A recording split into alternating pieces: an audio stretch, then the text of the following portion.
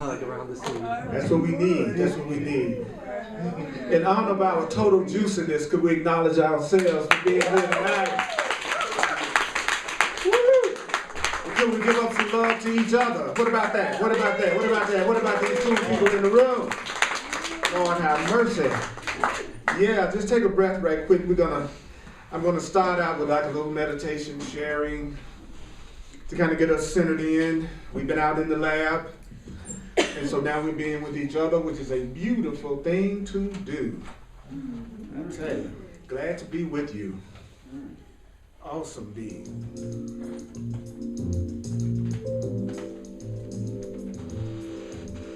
So take a breath.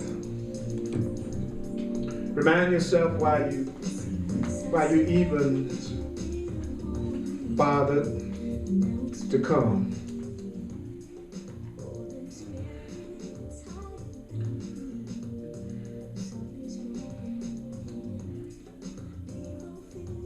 So Spirit is saying to us right now,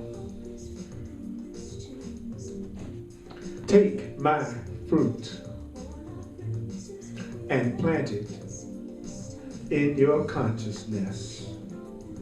Take my fruit and plant it in your consciousness.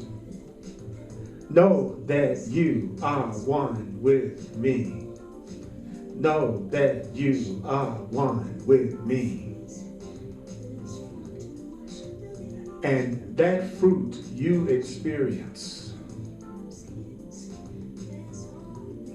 is the result of the seeds you plant in your own consciousness. The fruit you experience is the result of the seeds you plant in your consciousness.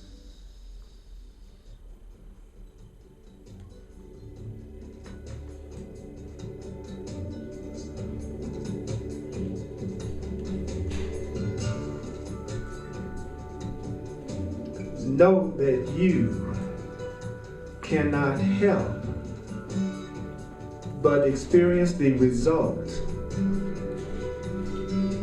the fruit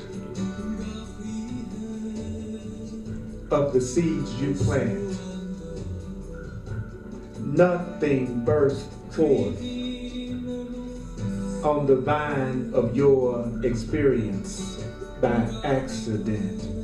Nothing bursts forth on the vine of your experience by accident. Therefore, create with me, my child. Therefore, create with me, my child. Create like unto myself by knowing that you are a creator. You are a creator, a farmer, a planter, a creator, a farmer, a planter. Know that you are a creator, a farmer, a planter. And you will indeed harvest the quality of the seeds that you plant. You will indeed harvest the quality of the plants. Just as you, beloved child, are the harvest of the seed I once planted. Imagine that your higher power is saying this to you. You are the harvest of the seed I once planted. You are the harvest of the seed I once planted.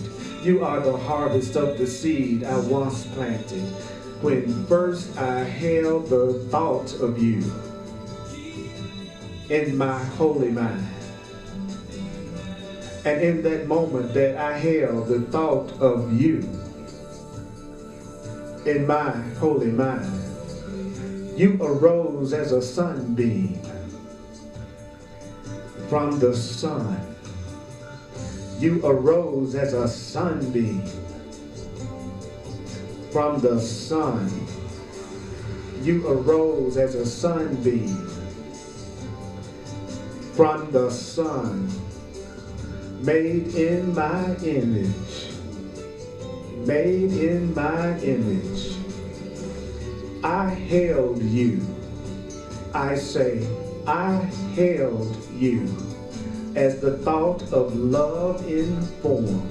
You're the thought of love in form. You are the thought of love in form. You are the thought of love in form. You are the thought of love in form. You are the thought of love in form. And I bestowed on you, I bestowed you with all good things. I bestowed you with all good things. Therefore, see yourself as I see you. See yourself as I see you. See yourself as I see you. Embrace yourself. Embrace yourself. Embrace yourself as I embrace you. Embrace yourself as I embrace you. Accept yourself as you are. Accept yourself as you are. A creator, creating as a creator, creating without ceasing. You are creating without ceasing. You are creating without ceasing. And as I sat upon my throne, which means sitting in the center of all that is, I beheld you as a loving thought. I behold you as a loving thought. So to choose only to allow loving thoughts. Choose only to allow loving thoughts. Choose only to allow loving thoughts. Choose only to allow loving thoughts to enter into your consciousness.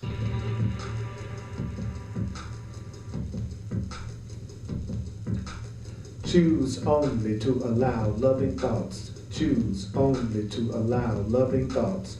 Choose only to allow loving thoughts to enter into your consciousness. Choose only.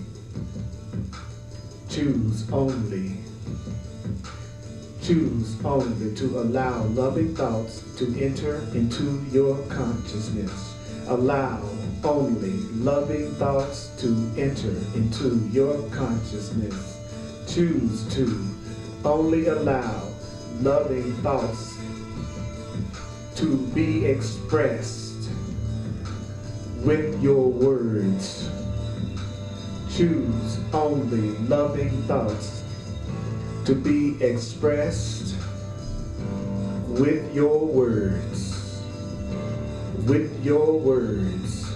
Choose only to allow loving thoughts to be translated into your gestures. Allow only loving thoughts to be translated into your choices. Into your choices. Choose only to allow loving thoughts to be translated into your actions. and thereby create as I created you.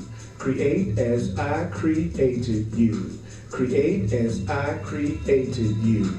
Create as I created you. Create as I created you. Create as I created you. I created you as that which extends joy forever. Extend joy forever. Extend joy forever.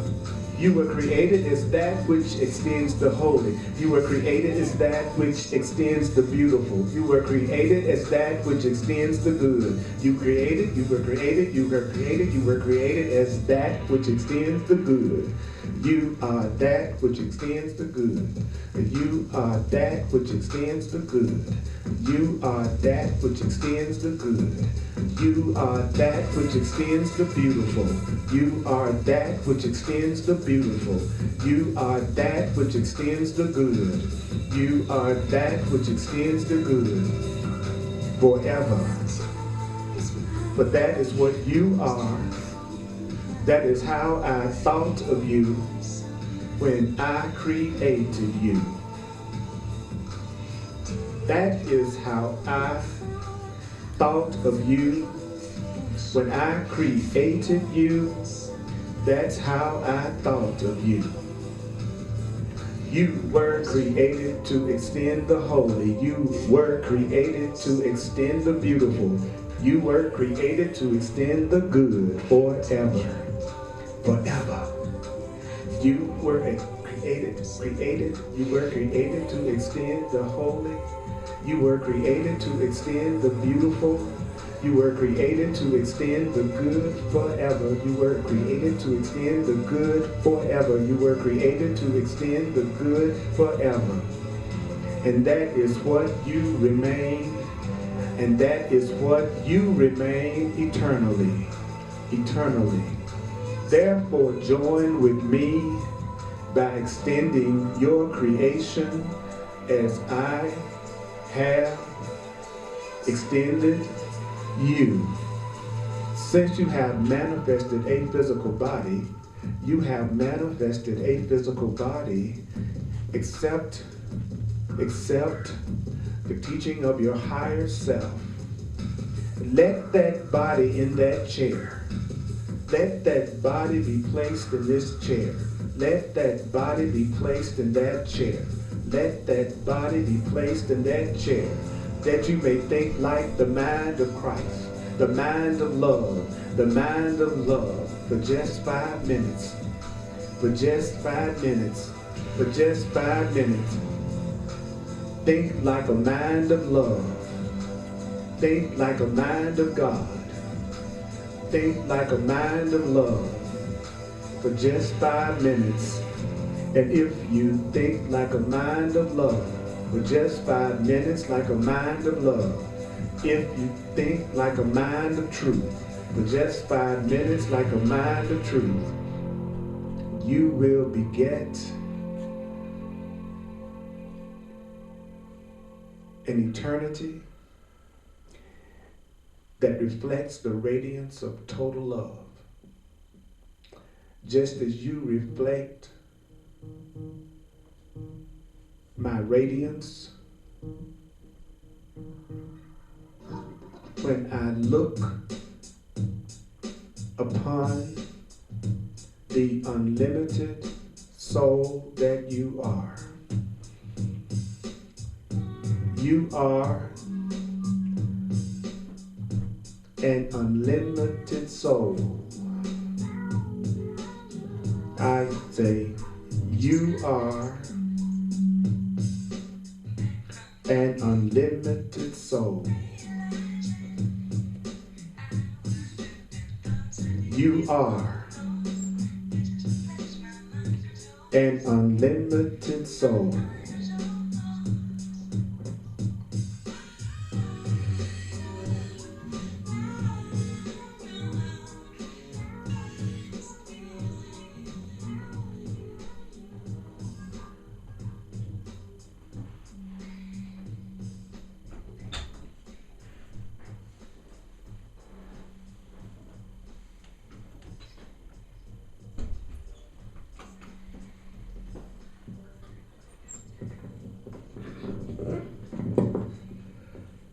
As you well know, you need not believe the ideas. You need not accept any of the ideas tonight. You need not welcome any of the ideas tonight. Some of the ideas you hear might be hard to believe. And some of the ideas you hear tonight might be quite startling.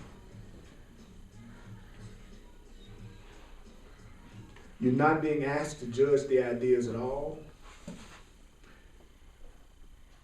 to analyze them, but it's the use of the ideas that will give the ideas meaning to you and will show you that they are true. If you use it, you'll see that it's true. If you use it, you'll see that it's true. And if you got the book, we're going to be in lesson 9.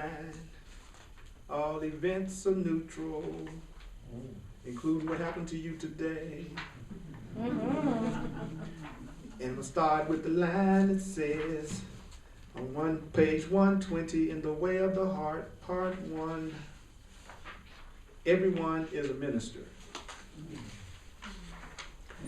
And I'm going to read and share some of it, and then I'm going to throw it open for discussion and questions and comments for a few minutes, and then we're going to push through it. We're going to see how much of this we can hear. Remember, your understanding isn't a powerful contribution to the truth.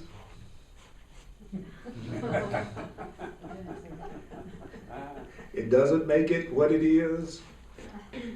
Things can be true, whether you think it's true or not, or whether you agree with it or not, doesn't make it true or not. And so you are a minister. That just simply means you are a messenger, right? It says you can't help but minister to the world in each moment. Therefore, begin your ministry of enlightened consciousness when? Now.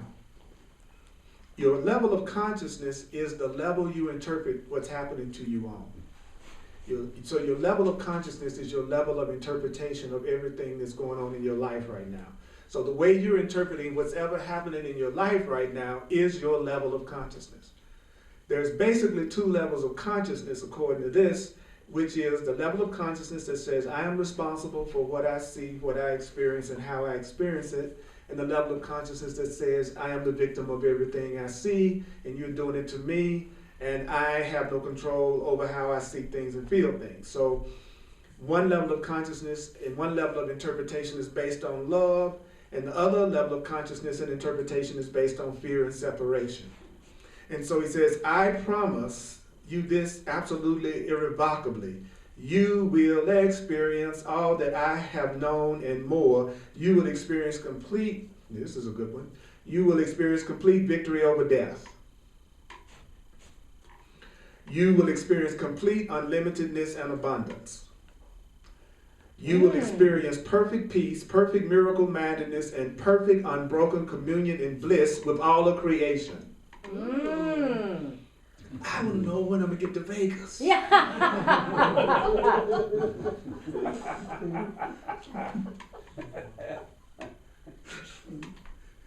Would you like to experience perfect peace, perfect miracle mindedness, perfect unbroken communion? Yes. Would you like to experience complete victory over death? Would you like to experience bliss? Ooh, Yes. Well, once when I was a man, I was taught to sit at the base of a tree for 5 minutes a day and to imagine myself to be the creator of all that I could think, all that I could see, and all that I could feel. For 5 minutes a day, taken out of the hours of play of a child. So if you would like to experience perfect peace, perfect miracle mindedness, perfect unbroken communion, in bliss with all of creation, all you have to do is start with spending 5 minutes a day. But 5 minutes a day, imagining yourself to be a creator of everything you're thinking and everything you're seeing and everything you're feeling. Spend 5 minutes a day imagining yourself to be the creator of everything you're thinking, everything you could see, and everything you could feel. 5 whole minutes. God, I wish I had time enough to do that. I'm busy. I'm an American. Americans have something to do every friggin' second of the day. Yes, we do.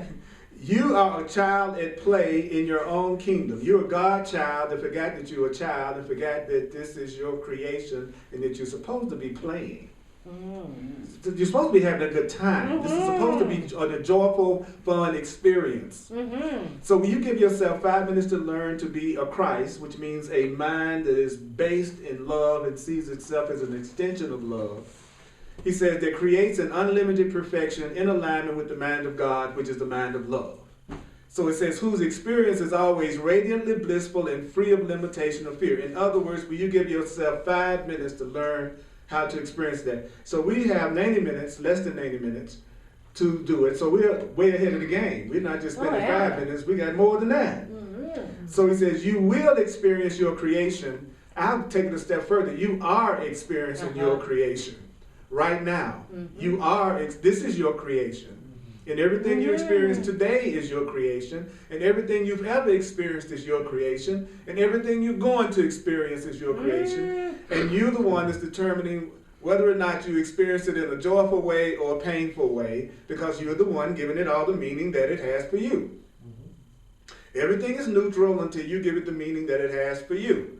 This class is a neutral class. You're determining what it means to you. You're the one that's determining how you're seeing this moment with me. You're the one that's determining how you're feeling right now. You're the one that's determining everything about this experience that you're going through right now, not me. All right. Yep. So that means that what creation is and how you experience it is completely up to you. How you experience everything is entirely up to you. How you are experiencing your present relationships, that's entirely up to you. How you experience it, everything you experience it right now is entirely up to you. Then it says, the message of this lesson, built upon the last, begins to translate the truth into an action, very simple, very practical, so simple and so practical that you would be hard-pressed to find a reason or an excuse against it. For those of you so busy trying to take care of dealing with all the things of your life and all the things that life throws at you, for those of you so busy trying to take care of dealing with all the things that life throws at you, even you know that you can find 5 friggin' minutes. 5 minutes. He says 5 minutes. 5 minutes. And those 5 minutes can be the beginning of a birthing of a whole new universe for you. All it takes is 5 minutes to begin the birth of a whole new universe for you. All it takes is 5 minutes. 5 friggin' minutes to give birth to a whole new universe of experience for yourself. And with that, peace be unto you always by making the decision to choose to receive peace as a Christ, which is a mind that is created by love, that extends love, who you really are. And herein lies the secret of much of what will be shared in your upcoming lessons. For what I specifically seek to do in the way of mastery, what I seek to do in this specific work that you shall know and call Shanti Christo, is the birthing of a multitude of Christ minds, love minds. We're trying to give birth to, in case you haven't noticed, the world that you're living in needs a lot of love in it. But you see, I'm waiting for you to do it. I'm waiting for you to get your act together. And then there'll be more love in the world. Are you waiting for me to get my act together so there'll be more love in the world? Are you waiting for everybody else to do it before? Yeah, me too. I'm just, what's up? What's up with y'all? Would you hurry up? What's up with this? Would you hurry up? I'm doing it as fast as I can, brother. I am. You not really. I agree with you. I'm not holding anybody else responsible for my happiness anymore. I'm not holding you responsible. So I'm an easy person to be with, because I'm not looking at you as being responsible for how I'm feeling anymore. I'm giving me a break, because you just don't do it. And I don't want to be responsible for anybody else's. That's right. Yeah. And you aren't. But you know, when you don't take responsibility for everybody else's, they have a tendency to call you selfish. Yeah. Because you know your role on earth is to do what I want you to do, so that I feel good. Don't you know that's why you were born? To make me feel good. Okay. That's what I'm looking for people for, so they can make me feel good, you know. So he says, imagine a world with 10 million awakened children of God. Just 10 million out of all the billion. Says fully awake, right? Not just as a belief or an idea, but you've actually mastered fear. So when you are awake, he says, you've mastered fear, and you're somebody who no longer lives in any doubt whatsoever. Could you imagine what it would feel like to have absolutely no fear and no doubt? Then it says, and who are busy creating universes that mirror perfectly the kingdom of heaven, which is the kingdom of love. And imagine it. Imagine what it would be like to be sitting in this room right here and have no fear and no sense of separation from anybody in here, and at the same time, all you want to do is reflect perfect love to everybody in this room and everybody around you. He says it begins now. It begins now. So he says practice well for the next 30 days. 5 minutes, 30 days. If not, you will find yourself having to go back and start anyway. He says, before you can receive the next phase of what will be shared, the choice is yours. Peace be unto you always. Amen. So before I start on the next chapter, which is named, The Way is Easy and Without Effort. Woo-wee. All right. I welcome you to have any response within yourself that you'd like to have to anything I'm saying, any kind of way that you want to feel it. Because you're the one that's determining how you feel, not me. So that takes a lot of pressure off me, and that's to take pressure off of you when you're with anybody. You know, however they are responding to you, however they're being, that's what they're choosing to experience, because they are creators who are creating everything they see, everything they feel, and everything they think. And out of your respect for them, you allow them to do that.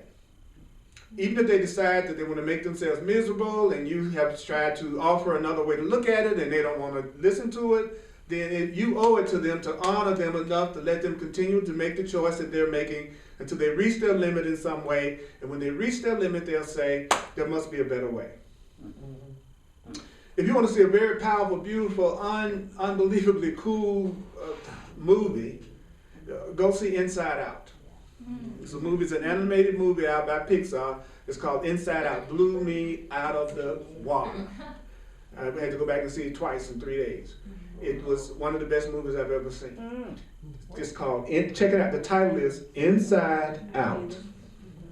Awesome, awesome movie. Has anybody else in here seen it yet? Yeah. What do you think? No, it depends. Again, think about the powerful part of Inside Out is to get in touch with the fact that there are all the different levels of the mind and how we're accessing it and how we're using it. So to me, it was a movie that brought me a great deal of joy. My experience of it was it moved me emotionally, and also was very cleverly representing the different parts of the mind and how we tend to choose and work. But so you check it out for yourself, see what you think about it, because just like anything else in the world, it's neutral, and you will see in it what you want to see in it, even though it has some really cool stuff. Okay. Any questions or any comments about what we've covered so far? Yes, Chris. So this line over here, you will experience your creation. What that creation is and how you experience it is entirely up to you. That's right. It's interesting, when you read that, the first thought that came up in my mind was doubt. I was like, no, that can't be true. But then right after that, the other thought occurred to me, because like the reason why I was doubting it is because I was like, well, you know, then why am I not always creating happiness? But then the other thought that occurred right after that was, the reason why is that like I have an experience, and then I attach myself to that experience, and I start believing that, well, if I could just recreate that experience, then I'll be happy. Instead of realizing that it's because I am choosing to be a conduit of love that experience is happening, not because the experience happened and then I'm experiencing love. And did that give you more peace? Absolutely. Okay. Then you know, for you, that was exactly the way that you needed to see it, and that was the conclusion you needed to make. Right. Yeah. Thank you. Again, this is our time to talk and discuss it. You can make a comment. It's whatever. It's not just a question, but this is your time to share what you might realize of any questions that came up for you when you were, because that was a lot that we heard. Yeah. So I'm a verbal or an auditory processor. So I was like, so there once was a time where I did not accept myself. where I didn't love myself. Mm-hmm. And so I would make other people responsible to love me. That's right. And so, and that was, really sucked. Because believe it or not, I got to have evidence of how I'm not lovable in those situations. So, I hear what you're saying, where I get to be responsible, in choosing, me, you know, and loving me and accepting me. And I don't know why it's been I'm 53 years old, and I'm like this, I'm just now really feeling it or getting it or. So what you doing, bragging? Yeah. That's right. I love myself. You got it in just 53 years? Jeez. My God. Well, and I know there's still, but I still will look for evidence of how I'm not. Yeah. I'll find myself or I'll trip myself up. But I think I have it more now than I've ever had it before. And see, It's awesome. and what's beautiful about that is that I also recognize that my role as your friend is to be a witness back to you of the beauty of who you are. Yeah. You know, that you are beautiful, that you are holy, that you are good. I'm here to help you remember that even when you forget that. And then also create a safe space for you to feel what you feel even when you don't feel that. You know, because sometimes we have to express how we feel just the way we feel it before we get to the love behind it. But most people around us won't let us do it because you trigger their own inner fear and insecurity. And so they jump in and try to correct you before you even get it out. So and all you want to do is express how you feel, especially truth students. They all pounce on you as soon as you start. Oh, don't say that. Don't say that. That's negative. That's fearful. Don't say that because you're making them aware of the fear within themselves that they're trying to pretend isn't there. So you know, so you can always tell that there's somebody that's really seeing you correctly. They trust that you're whole enough to express your feelings without having the need to correct you, just because you're being honest about how you feel in the moment. See. So be aware if you are one of those doctor correctors that always feel like you have to jump in and correct somebody as soon as they say anything that sounds at least a bit fearful, that they're triggering the exact same qualities that you have within yourself that you're trying to pretend is not there. Because if you were really cooled out and centered, anybody could say anything they wanted to around you without you having to correct them. You know, so just keep that in mind that a person will go through their move to a higher, more joyful place faster if you go ahead and just let them get it out, because behind that is the love and the sanity that needs to be expressed. So sometimes people prolong negative situations and arguments and upsets and separation because they never will just be present and let the person say whatever it is they need to say, however they want to say it, until they get to the truth behind the lie that they're telling themselves, just like what Chris just did. He told the truth about what he was feeling, and then he kept on looking at it, and then right behind that, he saw where he was the creator, and he was at choice, and I didn't do anything but sit and listen. But I could have jumped in as soon as he started to talk to correct him. But I have faith in the Christ and the truth and the power and the spirit within him enough to know that if he can tell the truth and release what he's saying, the truth is in him and it'll be revealed. Yeah, so I'm recognizing the same thing. Mm-hmm. Wow. I guess I don't know why or what, but I'm thinking about, what does everything have to be happiness? Well, it's obvious that it doesn't have to be. So if it's okay for it not to be happiness, you ought to be in like utopia right now, being in the world, because there is so many different ways that people are feeling other than necessarily it just seems like there's no right way to create, or like what we create is not necessarily have to be a certain. I would prefer that what I create have the content of joy and peace and happiness. Yes, I personally have the option of it being something other than that, but that is what I would like to experience in my life, is joy and happiness, and also have a level of consciousness where if it's something that I'm creating other than that, I can give myself peace about that also. So that all my emotions are acceptable to me. So so happiness is a choice. But we have a tendency to almost have a moral attitude about if it's not happening, something about me is wrong. Right. That's what I mean. Right. And that's not true. That's just the way you're choosing to experience whatever you're experiencing right now. But what you are is joy, ultimately. Yeah. Sorry. I have no problem with that. Yeah, is that cool? Can I Yeah, join with you on totally that? cool. First of all, big red Absolutely. truck. And second of all, you've been running around in my pocket or my head this last couple weeks. Is that right? It's been a bumpy ride. Oh yeah, it has, and it's all been self-induced for exactly what you were talking about. Mm-hmm. That inability to just let it be. Let it be. Trust the process. So, okay, let's go on then. Lesson 10, the way is easy and without effort. Just be with that for a second. The way is easy. Now, if you want it to be hard and with effort, that option is available. I don't want to cut that off from anybody. You can have it that way. Okay, it's perfectly all right. You can struggle as much as you like. So Right. we have a choice. You have a choice, always. You always. And it says, beloved and holy children of light and of love divine, as always, I come forth to abide with you from that place which we share eternally as the one and only begotten child of God. I am therefore that mind which whispers to you in each moment of your inspiration. I am indeed that mind that sneaks into your mind in the space between two fearful thoughts and reminds you the truth that sets you free.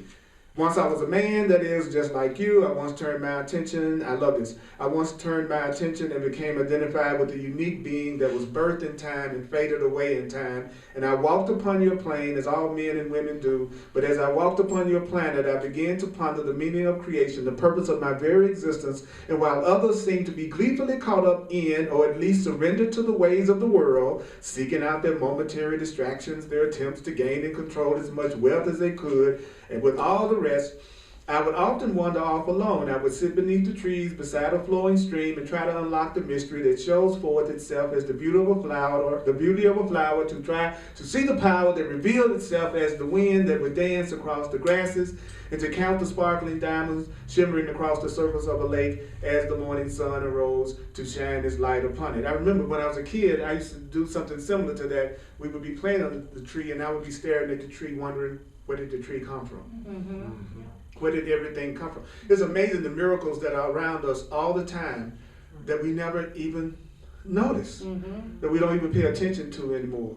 And so he says, I began to learn to ask of that source, that mystery, Father, one that has birthed me, why am I here? Where am I? And who am I? Do you know the average person never asks those questions? The Course in Miracles says that people stay busy all the time and busy with non-essentials, as it calls it, so that they won't hear their own thoughts. Because if they're quiet and not busy, they will end up asking that question, where do I really go for protection? Why am I here and who am I for real? It says, my desire increasingly became to know the truth that could set all mankind free. I discovered that unless that freedom became fully manifest in me, it makes no sense to talk about freedom with others. So it wouldn't make any sense for me to talk about freedom with you, to you, if I was not willing to also get in touch with the freedom within me. Isn't it interesting how people attack you when you are expressing your individuality sometimes and you're really expressing your freedom, but when you talk to most people, they'll say they want to express their individuality and they want freedom. But the minute you do your own thing your own way, that may not be necessarily the way that they think it should be done, then the judgment starts. And actually, if I really want my freedom and I want to express my individuality, the easiest way for me to have that is to honor your freedom and honor your individuality, because everything is going to be a reflection of the way that I'm treating myself and the way that I'm treating you. So everybody has their own curriculum, and they'll tell you what that curriculum is if you listen. So then you could ask people, like, what is it that you want? How can I support you? What do you want? How do you want to express yourself? What's important to you? And what's valuable to you? Like sometimes in social situations, I'll just ask a person, what's the thing that you've learned the most about yourself the last year? You get the strangest looks because they're so ready to hear you ask, what did you do?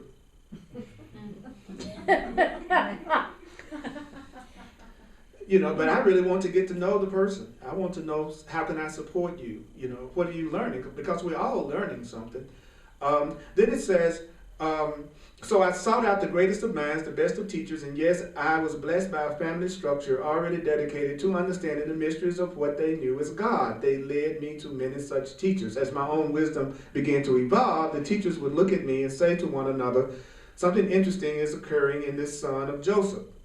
But there were already those who knew more about me than I knew yet about myself. Prophets, seers, astrologers, and the wise ones of many cultures knew already that into the framework of the consensus mind of mankind, which you call collective consciousness, there was to be dropped a pebble into that still pool that would create ripples that would begin to change how the consciousness of mankind perceived itself. You are a pebble of a new consciousness being dropped into the pool of the consciousness of mankind.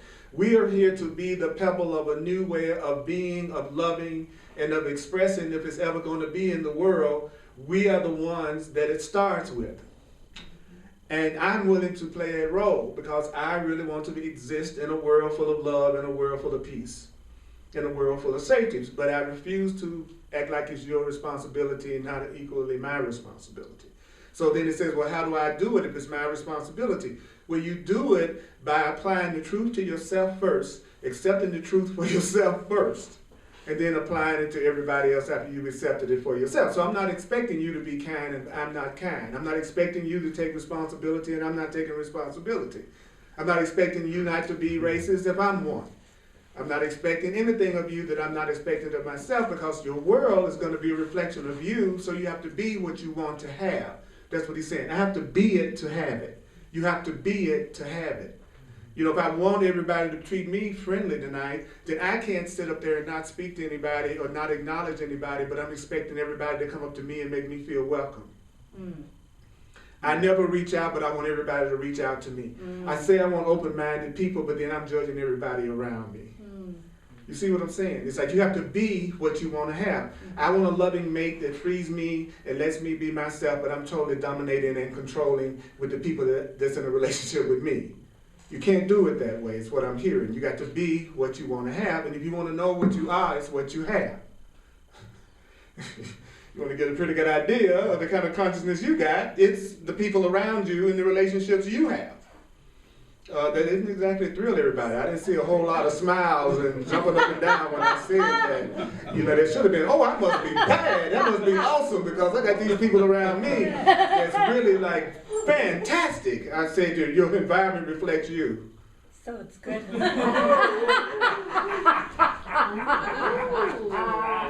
have a whole shitload of them living. Yes, and their purpose, and the people that upset you, their purpose is to get you in touch with what it is within your own mind that needs to be reperceived and changed. They're actually playing an incredible role in your life because they're making you aware of the things that need to be released and healed so you can actually be free. So actually the ones who trigger you are actually getting you in touch with the thing that's like them in you. And that's why they're upsetting you. It's because they're actually playing that same resonant note in you. You selfish son of a... Thank you for making me aware that I have some thoughts of selfishness in myself that I need to give up to spirit in order to be healed. I wish you were more considerate. Well, thank you for making me aware that there's a part of me that needs to be a lot more considerate than I realized. Oh, you tight, stingy. Oh, thank you for making me aware that I'm tight and I'm stingy in some aspect of my mind. Oh, you beautiful, wonderful, incredible being. Oh, thank you for letting me know that I have beautiful, wonderful thoughts about myself. Mm-hmm. See, it works both ways now. It isn't just the things that upset you. Right. It's the things you point out. I know people who only see loving things in other people. I know a few people that I never hear criticize anybody. They always look at them in a beautiful, loving way. And then they'll be surprised why they're surrounded by people like that. And they sometimes think they're surrounded by people who are better than them or who they don't think they deserve to be around because those people seem so kind and nice. And I have to remind them, but I'm around you all the time and I only hear you basically look for the good and for the love in everybody around you. So it's not a surprise to me at all that the way they were seeing themselves was not accurate. But they were overlooking the obvious, which was that they were surrounded by really loving, cool people. Which means they wouldn't be surrounded by people they were perceiving that way if they didn't have those kind of thoughts in their consciousness. They couldn't see it. And then sometimes you meet the other people, which are the people who think they're really, really nice and surrounded by crappy people. So therefore they think about them, so they're not in touch with thoughts within themselves that need to be changed, and all the so-called crappy people are trying to help them heal. So if you're the coolest person among everybody you know, and everybody else comes up short except you, then you're actually in denial about some aspects of what's going on within you. And they're there to show you that there's some things you need to take a look at a deeper level. And so they're therefore blessing you. Yeah, right. So, so those people who are playing the role of the people who upset us are actually keeping us from being in denial about what's going on within us, that we need to heal so that we can truly be joyful and truly be peaceful and truly be happy. Thank you, Doug. Yeah. Thank you,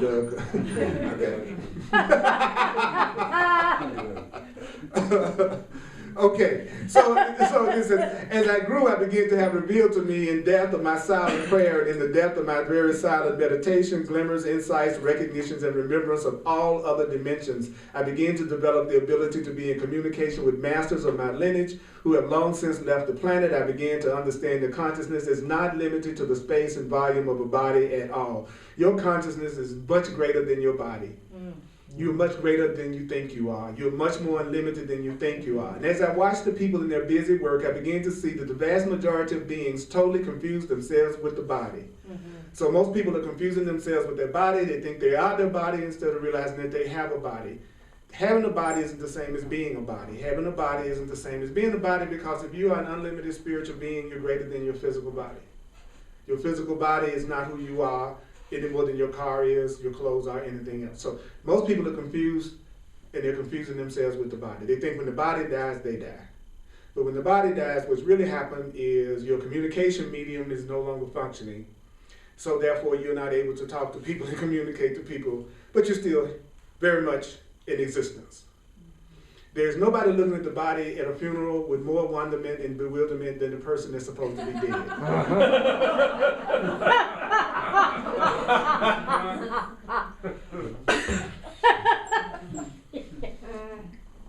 Or else they're partying like a big dog. Right, if they're smart, they're moving on. Yeah, but if you're totally attached to the physical plane and you think that's all you are, then your consciousness is probably going to be very earthbound for a while, checking out everything around you. But again, I can't prove any of this. But what I can do is listen to what it's saying about showing up as a loving being, taking responsibility for the way I feel, and treating you as if you're valuable. That I can definitely do. So that's why I don't spend a lot of time in the class dealing with theoretical issues, because theoretical issues are delaying maneuvers to keep a person from focusing on what they can actually do right now to change their life. That's why it would be great to sit around and talk about reincarnation and what happens after death and all that stuff, because none of us can prove any of it, so it's not threatening. But to say that you should look at your father differently, that you got a grievance to it for your own healing, that's something that you can do, and so that brings up the biggest amount of resistance sometimes to people. Or if you find that if you hear certain words like Christ or God or any of that kind of stuff, and you find yourself getting triggered, that's your way of knowing that you still have some issues around that you need to take a look at, because if you are going to be a spiritual master, you can't be brought to your knees by a word. I'm a spiritual master, but don't say Christ. I'm a spiritual master, but don't say Jesus. I was talking to a friend of mine that attends Naropa and is working on a divinity degree, and she said one of the most interesting things that she's noticed is that there's every kind, until just this last month, there was every type of religious type of teaching and belief there except Christianity.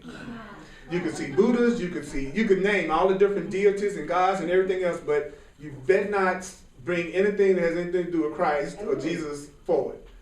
You know what I'm saying? So if we were really open-minded, then we would really be honoring everybody's path. And we would be saying that everybody's path has validity.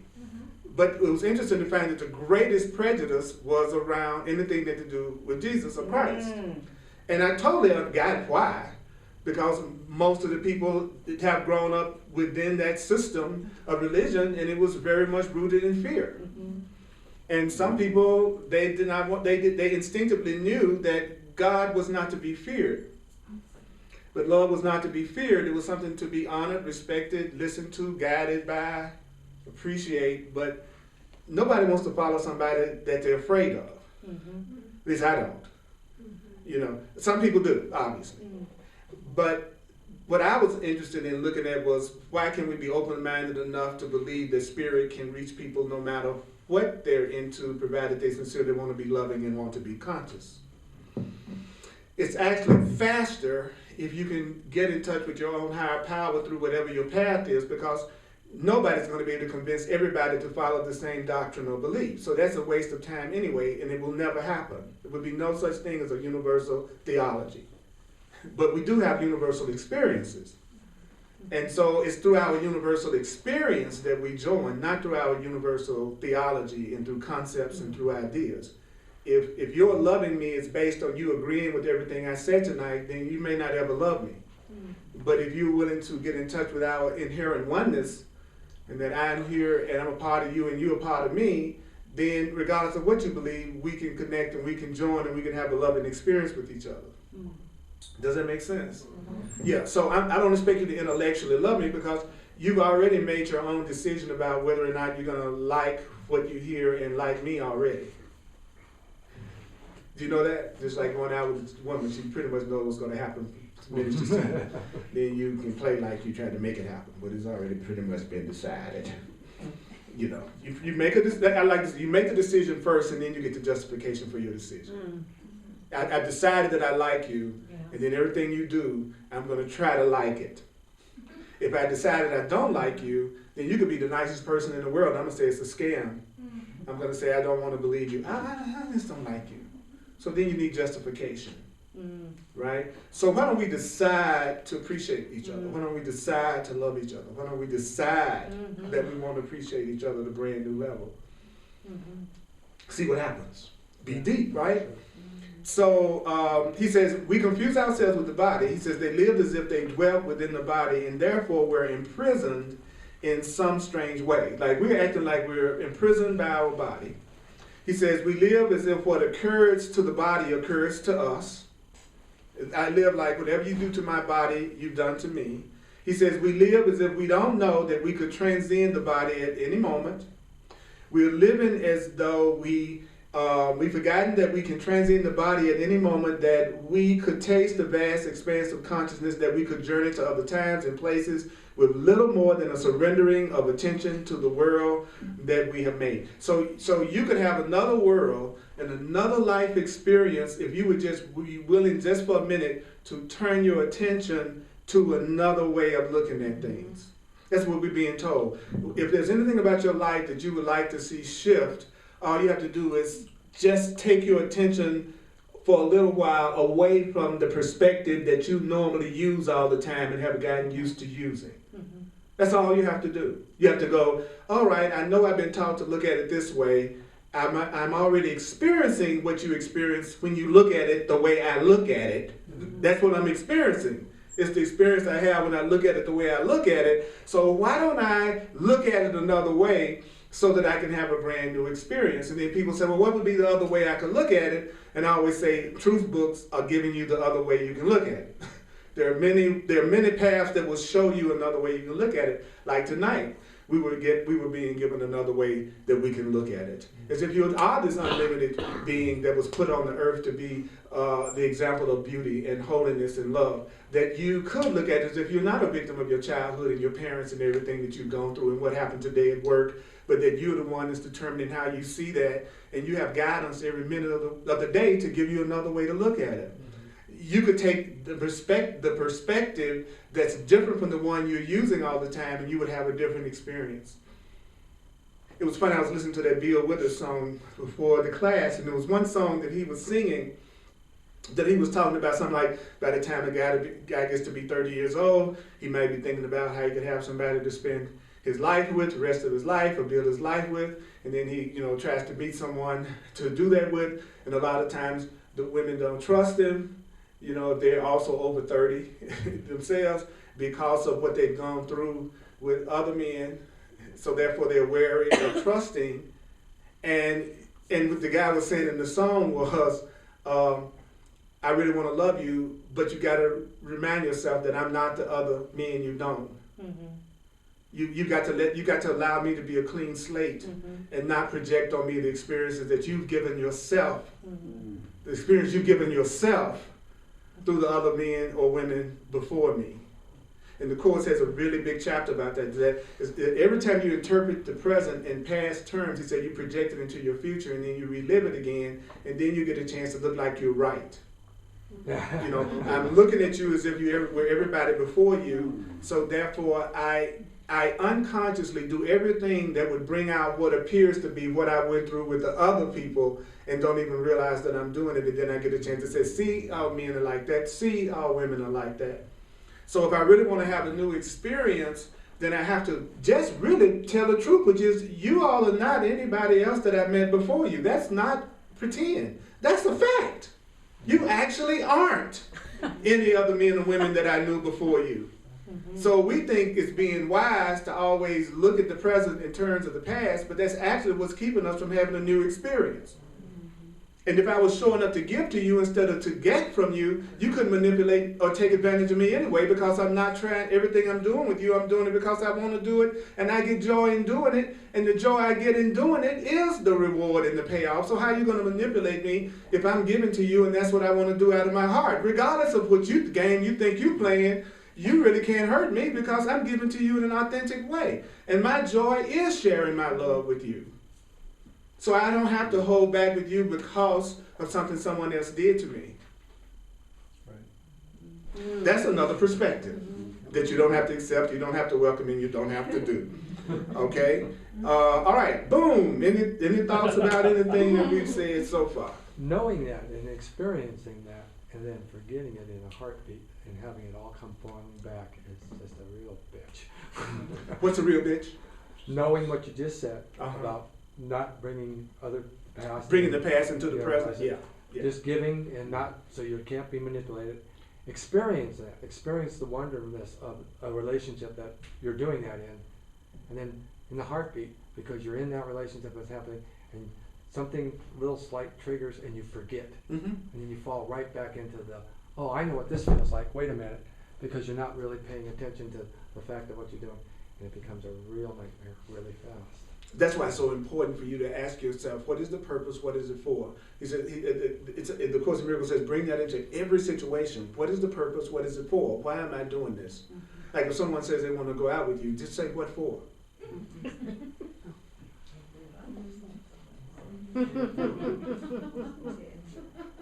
How often have you ever done that? Really, how often have you ever done that? Yeah, why? You want to spend time with me, why? What's your purpose? Because he says the purpose determines the outcome. Your purpose determines how it turns out. So really predicting the future is just a matter of knowing the goal you have. Because it's going to turn out according to my goal. If I'm still trying to punish myself through my relationships because I don't accept myself yet, because I don't love myself yet, then I'm going to draw somebody to me or perceive them in such a way that I think I'm still going through the pattern that I've always gone through. Yeah. I'm going to absolutely edit out everybody who would be loving to me and find myself physically attracted to my pattern. And that's what makes us be. You know, most people want to be with people they think they feel what they call chemistry with, but they don't realize in most cases all you're feeling is the attraction to your pattern. They're reminding you of your pattern. Somebody I can act out my pattern with, because you always meet the perfect storm person. Yeah, just a perfect storm, just a perfect match. And that's what makes you think they're somebody from the past, but actually it's because of the choices you're continuing to make and the way you're interpreting your time with them. Anybody else? Any thoughts?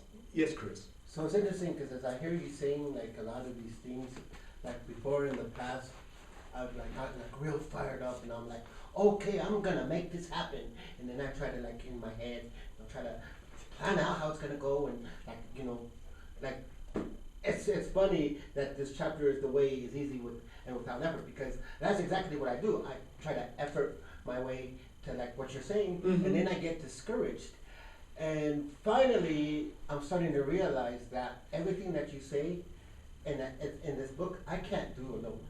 I can't do of myself. I need the help of spirit. I need the help of divine. And so a lot of times I ask myself now, this is my prayer, God or Spirit, what will it take for me to experience these things? What will it take for me to be willing to experience these things in ways beyond my wildest imagination? That's right. That's right. Live in the question. Because when I make a statement, I'm not really asking. You know, I need to live in the question. What would it take for me to experience relationships that are unlike any relationship I've ever had before in terms of my peace, in ways beyond my wildest imagination, through Spirit? Live in the question. Everything you want, put it in the form of a question. Because if you make a conclusion there, you're not asking for any help. You know, so beautiful. Anybody else, any realizations, anything you want to share, any questions about anything that's been said so far? But if you see the pattern, Mm-hmm. like it appears and you, like, this happened to me and I didn't expect that. But when I saw it, I stopped and said, wait a minute, this is a pattern. Mm-hmm. So it's like, it was different Mm-hmm. because I didn't respond in the pattern. Right. Does that make sense? Well, the mere fact that you recognized it was your pattern was basically undoing the pattern. A pattern that you're not aware of is the pattern that's still running. Right. A pattern that you go, oh, this is my pattern. You may not be able to stop it in an instant, but you're going to stop it because you're now recognizing it. You saw it. Yeah. So the mere fact that I go, oh, Yes. wow, this is my pattern. Then it's like, oh, okay. My pattern is to hold other people responsible for my happiness and to assign scripts to people around me in order to make me happy. And then of course they're gonna disappoint me at some point because they wasn't put on earth to act out my fantasies. So I'm the one that's creating my own disappointment. Right. So if I see that pattern in myself, then I realize my happiness comes from me because I'm the one that's determining how I see things. Then I've got the secret of happiness by knowing I'm the one that's giving it all the meaning it has for me. That's why you're going to hear me say that every week. Because our happiness is not dependent at all on any external factors or anything that's happening outside of ourselves. And we've all heard that a million times.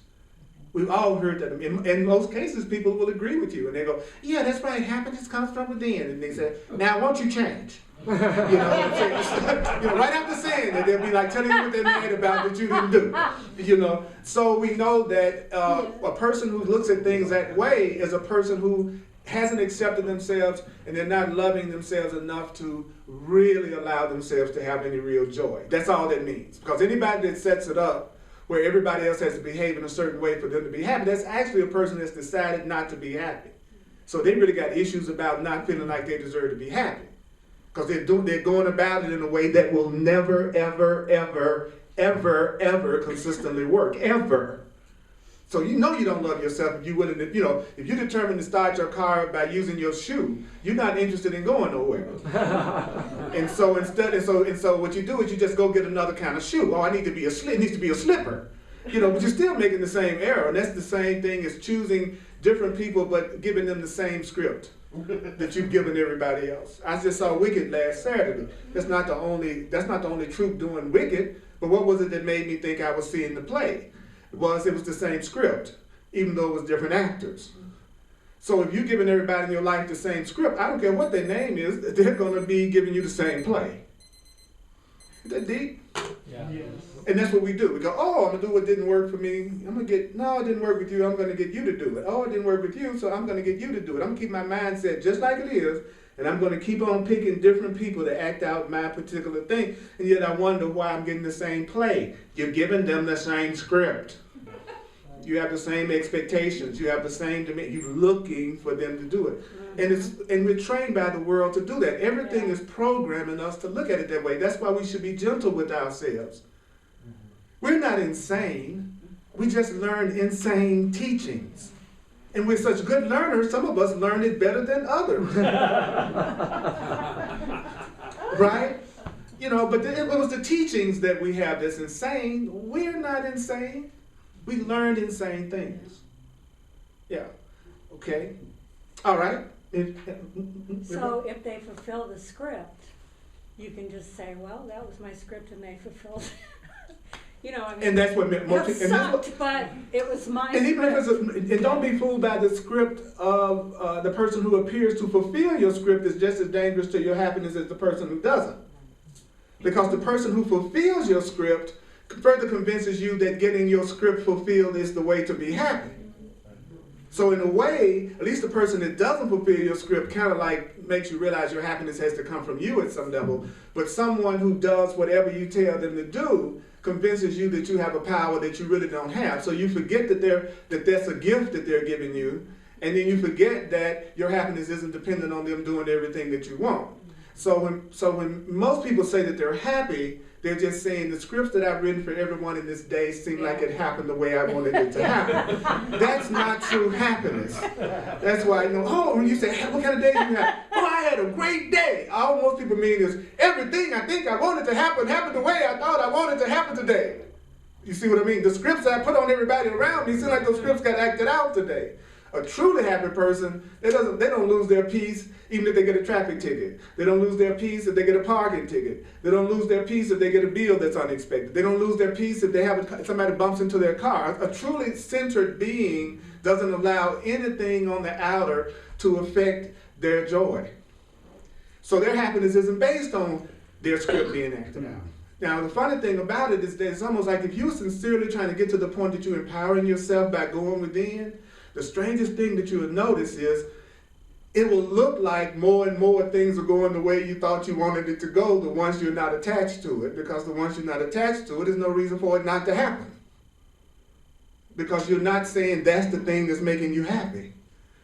It was the more I let go of my scripts with people, the more I met people who were acting out my script without me saying anything. It was the weirdest thing that I've been experiencing for years doing this. But once I let go of who I thought was supposed to do it, and let the universe take care of it, then you start meeting people that just naturally do the things that you like to do, but they're not doing it for you. That's just the way they are. I love the color red, let's say. Red just gets me off. When you see red, boy, I'm a happy dude. But if I decide that you had to wear red, but you hate red, now we're going to be in a challenge. We're going to have to have some therapy. We're going to have to get some counseling, because that's what most people do. I want red, you don't want to wear red, you selfish, let me get you to wear red. If you care about me, you wear red even though you hate red, because that's how you show me your love, is you sacrifice for me, right? But if I say to the universe, boy, I really prefer red, I love red, red is really cool, then the universe knows who wears red, who wants red, who loves red. They'd be wearing red if they never saw me. And so I would be naturally enjoying and receiving what I thought I'd love to have, and I wouldn't be manipulating you at all, because that's what you love too. But if I'm the type person who thinks I need to make all those decisions about who it is myself and not give my higher power an opportunity to be in charge, then I'm constantly going to be trying to change everybody around me. And I got to make myself feel like, you know what, if you hate red, that's cool. That's fine. That's fine. Because now I know I'm not attached, because it's not affecting how I'm treating you and how I'm relating to you. Sometimes when you tell people your preferences and what you like, they think unless they're doing that you'll somehow change your feeling about them. So sometimes that's why I'm reluctant to let people know what I like, because in their mind, they're so used to people trying to control it, they'll say, well, he likes this, and if I don't do that, then he doesn't really appreciate me as much. There's nothing wrong with saying what you prefer. There's nothing wrong with telling people what you like. Some people might want to do it because it gives them joy to do it. So you never know until you ask, right? So I'm creating my experience, and you're not your body, and you're more than your body. And you have a consciousness in you that can create anything that you like and anything that you want. That's what I need to hear. That's what we need to hear. We're not victims of our life, and we're not victims of our experience. Whew! Is that good news to anybody else? Yeah. Oh, okay. I just wanted to see if that the fact that you have some power, is that cool? Okay, all right. Okay. So he says, at first I did not understand these things, and I perceived myself to be quite odd. Within me there were conflicts as the fears in my consciousness arose, the fears that are part of the human consensus reality. Here's the question. Should I remain like everyone else? See, that's the question. Should I live my life trying to be like everybody else around me so that I'll be accepted by everybody? Should I, and he says, perhaps I should return to my father's carpenter shop and simply accept that I'm destined to be just a carpenter. You know, it says, in other words, are you destined to just do it the way the society says you should do it, whether it's what you should do or not? I remember going to college and studying marketing because I was told that would be what would make the most money. What was my heart in? My heart was in music and theater. You know, but I did what I thought would be the thing that was going to give me the most security. So are you acting from your security center or are you acting from your heart? Most people are acting from their security center. They do everything based on security. They know they want to be a writer, but they don't write because they say, I don't know if I can make any money doing it. They say they want to be an artist, but they don't do it because the first thing they go is, I don't know, it's hard to make money as an artist.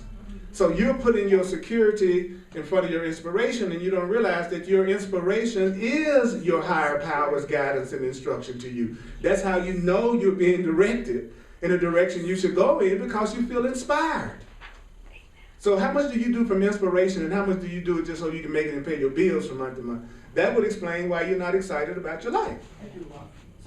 You know. So inspiration is what you want to go with. He says to be inspired is to be in spirit. He says, and it says to be dispirited is to feel fatigued. So if you're fatigued all the time and exhausted all the time and drained all the time, you're dispirited. You're not acting from your inspiration. You're probably acting from your security center. And if I'm acting from my security center, I don't believe that my higher power is there to guide me, protect me, take care of me, and to provide. You know. So should I beat myself up about that? No, it just makes me aware that I have some blocks that need to be released. That's all. No big deal. I know I need to let go of the blocks. Because each one of you are geniuses in some way. Each one of you have something to offer that nobody else but you can offer it the way you offer it. That's why you look different, is because you have a unique expression of God and truth and love that you are. And I would love to see that in you instead of the you that's trying to be like you think you ought to be. I'd much rather see who you really are instead of the facade of being the way you think you need to be. It'd be much more exciting. It'd be kind of edgy, you know, and I'm never going to see it if you don't feel safe with me. So therefore, safety should be one of the first things and the main thing that you want anybody in your life to feel in your presence, because people never really express themselves until they feel safe. So the more fear you project on people, the less you'll know them. They'll show you what they think they need to show you in order to keep peace in that situation, which may not necessarily be the gift that they have to share. There's some exciting, interesting people right in this room, all around you right now. You don't see them because we're strangers to each other. And you're not going to not be a stranger to me if we never communicate, right? And then if you attack me when I communicate, or you have an opinion different from mine and I attack you for it, then you're going to not join with me. You're going to separate from me. You know, there's always more than one way of looking at things. So I'm never saying anything in this class from the perspective that this is the way you have to see it. I'm just presenting a point of view, and I'm trusting that you'll either accept it or reject it or use it or not. Right? So I want people to feel safe enough to tell me stuff that even sometimes when it's like going, ooh, I breathe and don't attack and listen. Why? Because even if I want to tell you I want to look at it different from you, there's a way to do that in such a way that it's not blocking that person feeling safe to still communicate. Because I don't know you until you communicate with me. If you're not communicating with me, I'm going to make you up. Yep. I'm going to come up with my idea of who you are and miss the real person altogether. And in most cases, I'm going to project on you the people I met before you. So most of us are having relationships with people who aren't there. I mean, that's absolutely. If you're looking at me in terms of every black person you've ever met, but you haven't talked to me, then you're dealing with somebody that's not here. You know what I'm saying? So I need to talk to you. And I've said in many classes, somebody you're really strongly physically attracted to, talk to them and you probably lose all that attraction.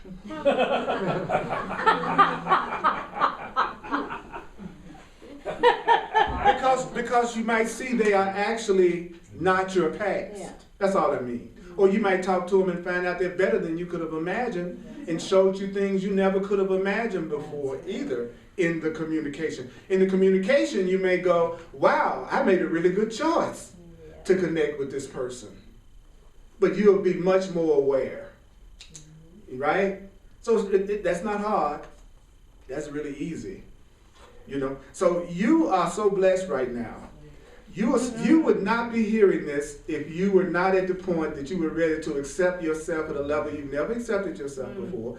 You wouldn't be hearing this unless you were at the point that you were willing to experience your beauty and your holiness and your power in a way you've never experienced it before. You wouldn't be listening to this unless you were ready to let go of your pattern and have the abundance that you've always wanted to have before, and have the new universe, the new life that you've always dreamed of. This is just symbolic of the idea that there's a part of you that's willing to look at things differently, or I wouldn't be sitting here, because I am an effect, not a cause. I'm the result of your thinking, not the cause of your thinking. If your consciousness had not already been ready to hear whatever was said tonight, I wouldn't be sitting here. So it's actually your creation. This is your mind saying some things to you to take a look at, or you wouldn't be sitting here. And then you get a chance to go, well, I'm going to side with some of the things I heard, and maybe I'm not going to side with some of the things I heard. Because to believe doesn't mean to be credible. To believe me has nothing to do with how much credibility I have. When you say you believe something, you're saying I side with it. I'm going to join with that idea, is to believe. Not, so is he true or not when he says, I deserve only love and I'm only loved? Is that really credible? No, I said that you are loved and you deserve only love. Will you side with me on that idea is whether you believe me or not. Interesting take on it, isn't it? Yeah. I believe you. Yeah, that's what I'm saying. Like, you know, when you were little kids, you would say, are you on my side? Right? As a little kid, you go, whose side you on? And that's what I'm asking you tonight. Whose side you on? Are you on the side of love? Are you on the side of fear? Are you on the side of let's join together and really see each other for who we really are in a beautiful light? Are you going to side with suspicion and fear and distrust? Because whatever you side with, you're going to create more of.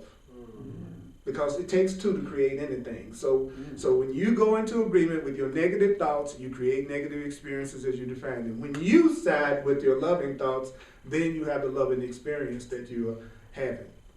Because you can never make a decision in isolation. You can never make a decision by yourself. A decision doesn't have real power until you join to create it. And that's what we're doing tonight. We're joining with the idea of our freedom, and we're joining with the idea of our love, and we're joining with the idea of our peace. All right? Yeah. So can we acknowledge us for even listening to this, whether we believe it or not?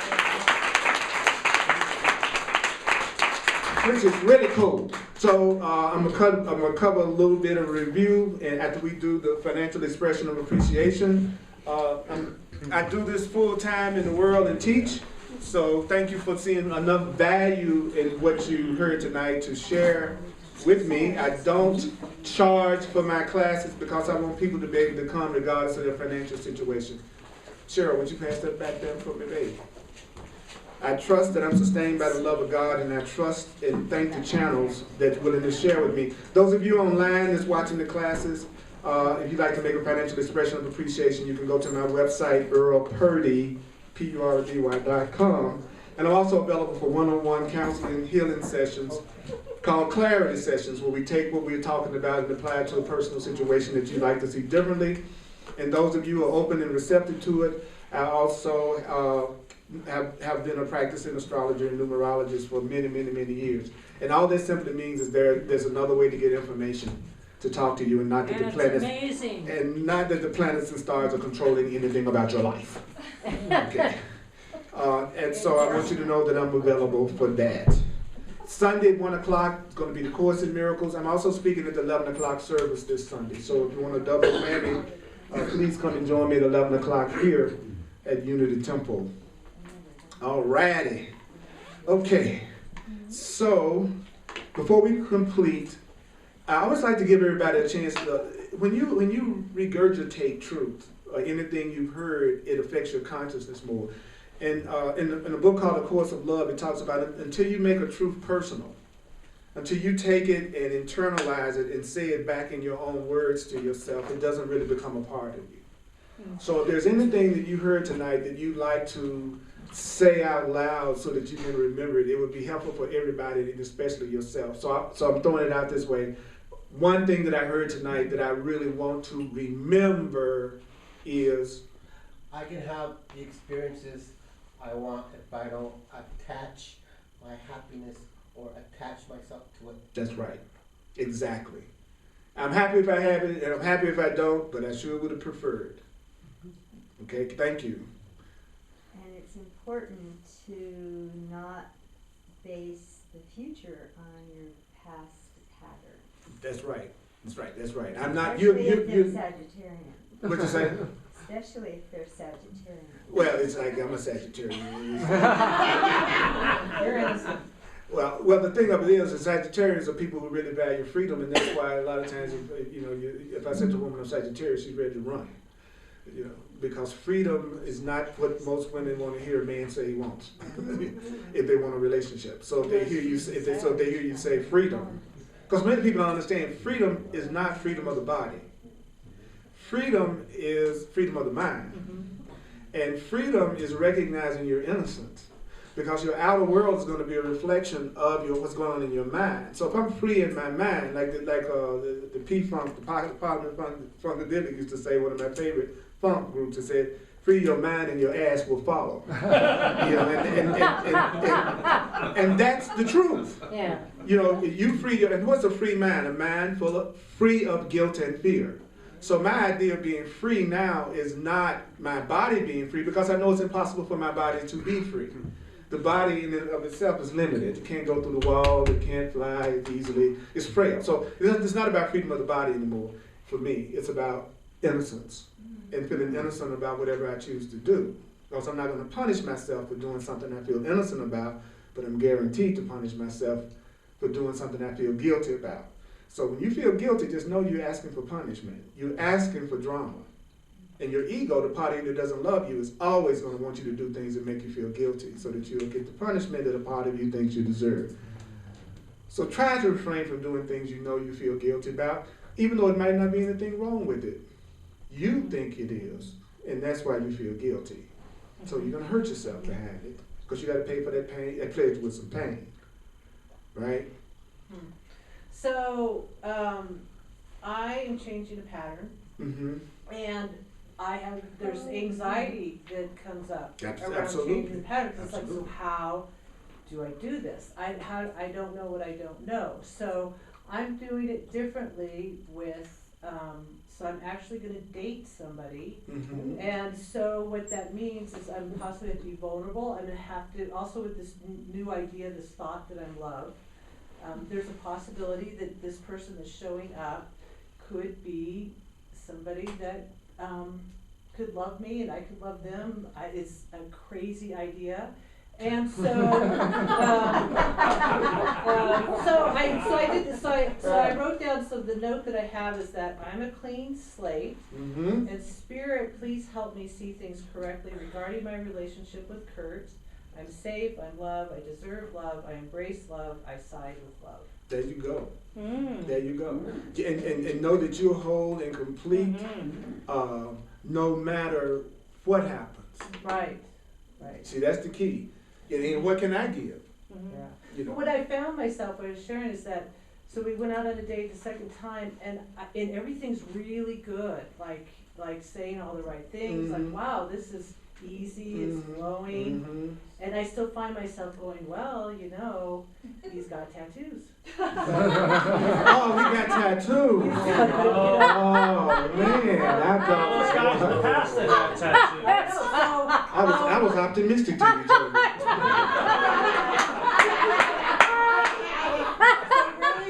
So what I got from you tonight is like, just Spirit, like that's the only way I'm gonna get through this, because I want it, that is still, it's something that I don't know that I've ever allowed myself to just really say, hey, I'm gonna be vulnerable and just accept it. And yes, I'm gonna get through it no matter what. Because if you don't allow yourself to be vulnerable, you won't let yourself feel. Right. Yeah. If you're trying to be self-protective, you'll never let yourself feel the love that you could feel and the joy that you could feel in this moment with the person.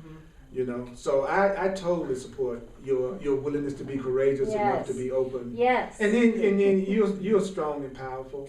Yeah. You'll survive no matter what happens. Maybe you'll get a tattoo too. Next week. Well, each get our tattoos. That's right. I'll get Tamara, I'll get Kurt.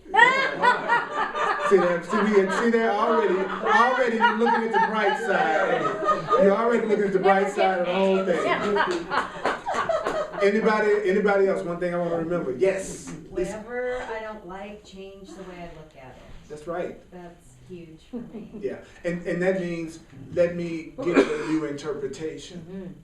It's easier when I see changing my perception is changing my interpretation of it. You know, and I hope that I'm wrong. You know, I like the way I feel. I hope I'm wrong. I want another way to look at it. Perhaps there's another way to look at it. What can I lose by asking? I hope, you know, I don't like the way, at least I can decide I don't like the way I feel right now. And so I hope I am wrong. Perhaps there's another way to look at it. I want another way to look at it. Give me another way to look at it. Yeah. Okay. So, anybody else before I? Yeah. I need to be what it is I want to have. I need to be what I want to have. Exactly. I love that one. That's my favorite one. Judith? Remember, everyone around me is a creator who is creating everything they see, feel, hear, and experience. And I can respect their right to experience what they created. That's right. That's exactly right. Especially if you've offered them an alternative and they've decided that they don't choose to use it. And another thing the Course says is that when you give when you share, when you give, then you have to let go and relinquish all concern about it and whether they use it and if they use it, because if you don't, you're imprisoning them with your gift. You know, if I tell you something and you gotta do it, or I make a suggestion and you have to do it, then I'm actually imprisoning you. I'm not really freeing you. You know, so I trust you'll use it. He said the person will use it when they consider it as a blessing and not a curse. And so you don't know, it may be 3 months down the road before they go, oh, now I see what she was trying to tell me. You see what I mean? So give the gift, but don't be caught up in whether or not the person uses the gift. Okay? Anybody else? Yes. I'm excited to remember that I will experience complete victory over death. I will experience complete unlimitedness and abundance, and I will experience perfect peace, perfect miracle-mindedness, and perfect unbroken communion and bliss with all of creation. All right. I love it when you talk dirty. All right, that's some good stuff there. All right, okay. So Spirit was telling me to end this with 3 questions that I invite you to ask yourself. Okay, so here we go. Take a breath. You all are so juicy and sweet.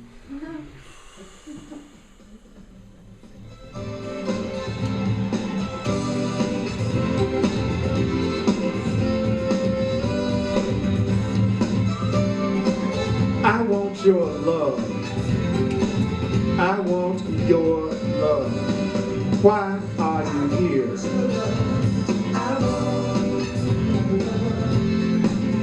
Tell yourself.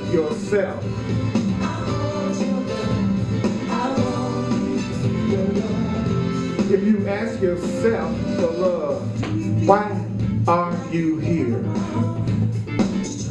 Where are you now? Who are you? Who are you? Why are you here?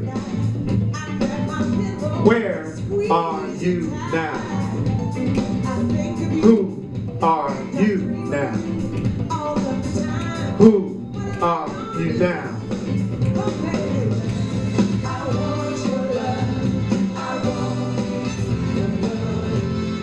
Tell your higher self.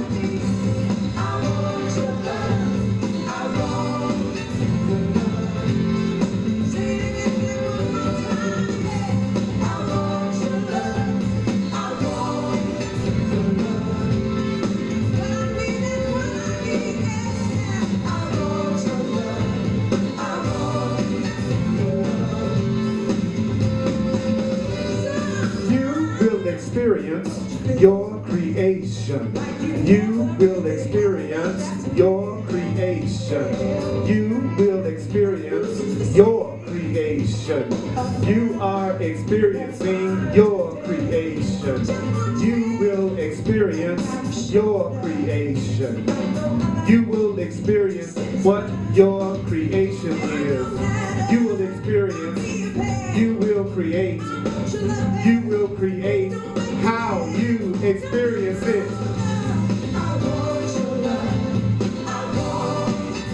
Tell the universe, tell all that is, tell it.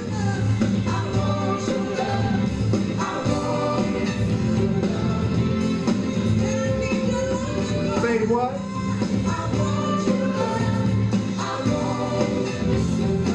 Yourself is begging you, telling you right now, telling you. So make the decision tonight to love yourself, to love yourself. You got to accept yourself. You must love yourself. You must appreciate who you are right now. Accept yourself right now. Accept yourself right now. Accept yourself, accept yourself, accept yourself. You will experience complete. You will experience complete unlimitedness and abundance. You will experience complete abundance. What would it take for you to experience complete abundance? What would it take for you to experience complete abundance? What would it take for you to experience complete abundance? What would it take for you to experience complete abundance? What would it take for you to experience complete abundance? What would it take for you to experience perfect peace? What would it take for me to experience perfect peace? What would it take for you to experience perfect peace? What would it take for you to experience perfect peace? You are unlimited. I am unlimited. Would anybody care to say with me this one little statement? I am unlimited. I am unlimited. I am unlimited. I am unlimited. I am unlimited. I am unlimited. I am unlimited. I put out there what you want. I am unlimited. I am unlimited. Now let's say that for each other by saying, only those who feel like it. You are unlimited. You are unlimited. You are unlimited. You are unlimited. We are unlimited. We are unlimited. Would anybody care to get loud with me? Would anybody care to get loud with me? We are unlimited. Say, we are unlimited. We are unlimited. We are unlimited. We are unlimited. We are unlimited. We are unlimited. We are unlimited now. Yeah. Let's give it up, Holy Spirit. It's okay to play. We grown folks. We can play. I know we're big adults, but we can actually have a good time. Look at here. Thank you for coming. Thank you for being a part of my life. You're a total blessing. I'm grateful to you. You're just cool. That's it. Hugs are available. I love hugs. And you're going out in the lab. And may the course be with you.